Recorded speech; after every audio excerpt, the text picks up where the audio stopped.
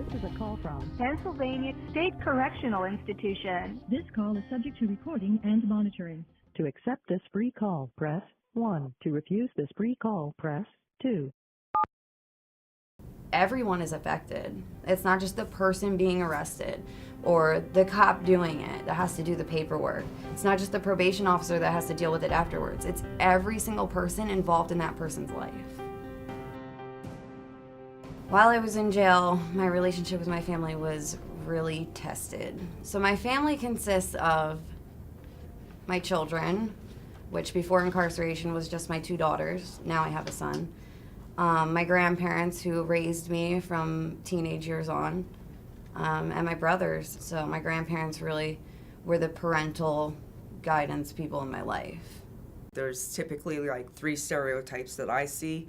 One is the individual who was raised with criminal values. Their parents were incarcerated. It's not out of the norm to be dealing with the criminal justice system, and they actually have the most support. Whereas the individuals who were not raised with a criminal value system, when they go to jail, it's so taboo that their families tend to back off and aren't as involved and supportive because they're the black sheep. I don't think my grandmother visited me once. She just kept saying, Felicia, I can't come in there. I can't see you like that. I didn't see my children at all while I was incarcerated because I didn't want them coming into that environment. A lot of the rest of my family didn't really even talk to me. So I had like one support system after that. They're not there with their kid. A lot of times they don't want their kids coming to visit them in prison. And I respect that because it's not the cleanest place to bring kids.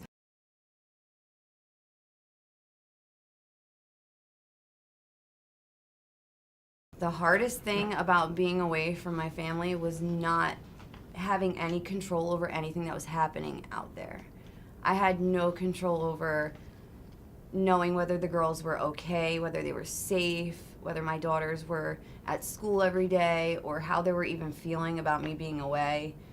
Any financial problems that were going on, I didn't have any way of helping out or being a part of that process of getting the family back on track because I was, locked up in jail. So there was no way for me to even help out or have any control in anything that happened while I was in there.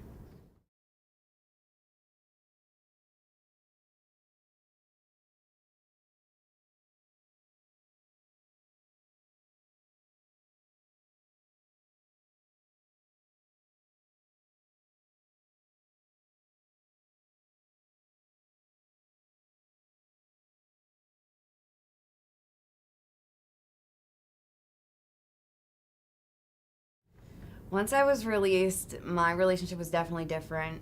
They didn't trust me anymore. I had lied to them about so much up until that point, and once I had finally gotten caught and was incarcerated for it, they had found out everything. So once I got out, it was like I was 14 again, and I had a leash on me. But at the same time, you had to remember, I put myself in that position. So lying to them and everything I did up until that point, they had a reason to treat me that way, but it was not easy.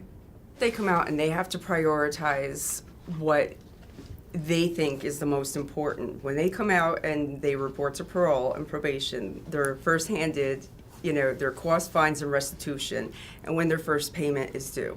They're also told they have to get full-time employment immediately. That has to be verifiable, so they have to be able to provide a pay stub. When you have 4 or 5 felonies on your record, finding employment is obviously difficult. So the stress of, I had to start making payment on this, especially restitution, they're going to put employment above mental health treatment, drug and alcohol treatment. And then when they can't find employment because of the felonies in their background, typically they go back to selling drugs and they get reincarcerated. So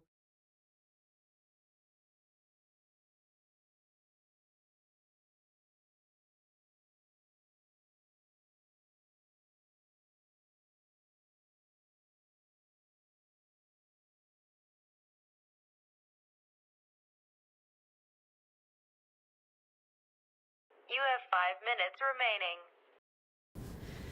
Getting a job is so much harder after you're incarcerated, even if you don't have felonies. A lot of times that's a misconception. People think that I just have misdemeanors, I'm not going to have a problem getting a job.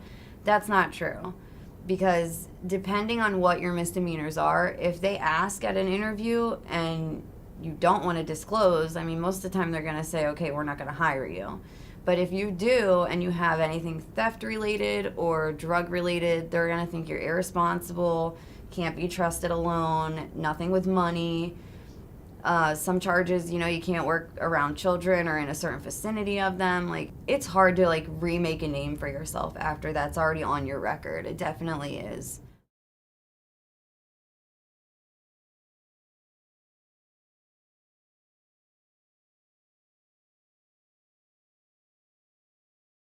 So it got a lot easier once I was released from jail. Not putting that money on the books all the time, on the phone all the time. But then there was new things that I had to abide by, because then I was on probation and it was urine screens and more finances. So it's a lot easier because you're doing it together and you can figure out how to make it work. But the financial part of it, it doesn't go away. Honestly, it does get a lot harder after incarceration than it was before. You have a lot more things to pay. Most of the time people have fines. Probation requires things that cost money. Sometimes you have to take classes that cost money. So it was still hard, but at least I was out and I was able to put my part in, get a job, and help out with things. You have 2 minutes remaining. It would take a minimum of a year, but probably before that happens, within the first 6 months, they're reincarcerated. I think that we need to focus more on reentry and case planning prior to release from prison. So, before they're even released from prison, if they have an appointment for a psychiatrist, if they have an appointment for drug and alcohol treatment, if they start their job, their vocational, needs and all that, if that starts being addressed when they're in prison, and where they can go to help them with getting a job or getting their GED, I think that would be better. If they come out with a case plan and these appointments are already scheduled and probation is on point with it also, and can enforce that they do these things, I think they have a better chance of being successful. There's a stigma attached to being incarcerated. Once they get you in the system, you have so many legally pending things that you have to take care of, fines and probation, and it's really hard to get out of the system.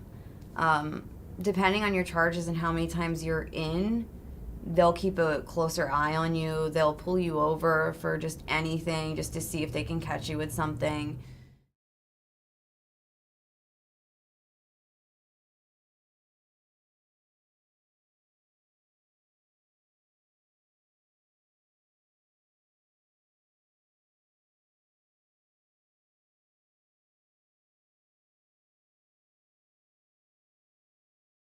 Cost of prosecution and the cost of taking it to court once an individual is arrested, the cost of having a public defender, having them incarcerated. I mean, incarceration in Pennsylvania for 1 year typically is $55,000. Then add on to that the cost of having a child adjudicated, because you have court costs with that, and then once they're adjudicated, dependent, putting them in placement. A lot of times the kids have mental health issues. So then you're looking at not just the standard foster care rate, but you're looking at a CRR home, which is for kids with mental health. That's more expensive. That's going to cost the state close to $50,000 a year. So it's very expensive, and the money is, comes from taxpayers. You have 1 minute remaining. If you have a medical problem and you're incarcerated, it's not going to get dealt with. I personally had to leave the jail and go to a hospital and was in for a month. I was pregnant at the time, and it affected the baby's health and everything. So, just being incarcerated even affected a child before he was even born. So it really kind of goes to show you everyone is affected. It's not just the person being arrested, or the cop doing it that has to do the paperwork. It's not just the probation officer that has to deal with it afterwards. It's every single person involved in that person's life.